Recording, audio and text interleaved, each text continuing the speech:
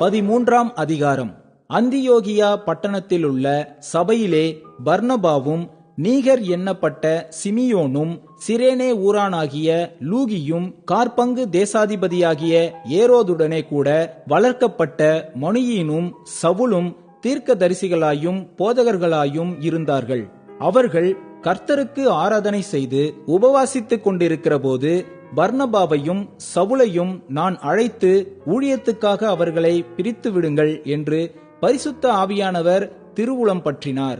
அப்பொழுது உபவாசித்து ஜெபம் பண்ணி அவர்கள் மேல் கைகளை வைத்து அவர்களை அனுப்பினார்கள். அப்படியே அவர்கள் பரிசுத்த ஆவியினால் அனுப்பப்பட்டு செலூக்கியா பட்டணத்துக்கு வந்து கப்பல் ஏறி அங்கிருந்து சீப்ரு தீவுக்கு போனார்கள். சாலமி பட்டணத்தில் வந்தபோது அவர்கள் யூதருடைய ஜெப ஆலயங்களில் தேவ வசனத்தை பிரசங்கித்தார்கள். யோவானும் அவர்களுக்கு உதவிக்காரனாயிருந்தான். அவர்கள் பாப்போ பட்டணம் வரைக்கும் தீவை கடந்து வந்தபோது பர்யேசு என்னும் பேர் கொண்ட மாய வித்தைக்காரனும் கள்ள தீர்க்க தரிசியுமான ஒரு யூதனை கண்டார்கள். அவன் விவேகமுள்ள மனுஷனாகிய செர்கியு பவுல் என்னும் அதிபதியுடனே கூட இருந்தான்.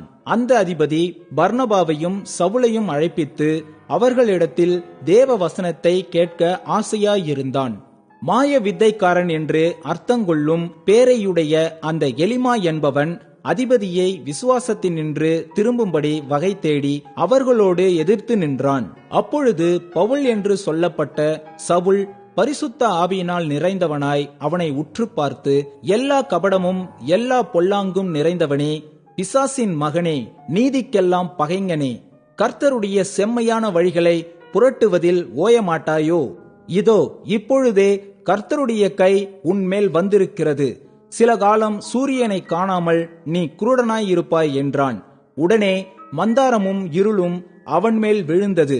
அவன் தடுமாறி கைலாகு கொடுக்கிறவர்களை தேடினான்.